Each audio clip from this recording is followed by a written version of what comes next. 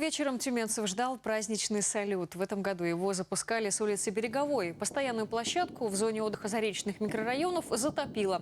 Тюменцы любовались фейерверком с моста влюбленных и челюскинцев, набережной, а также с другого берега Туры.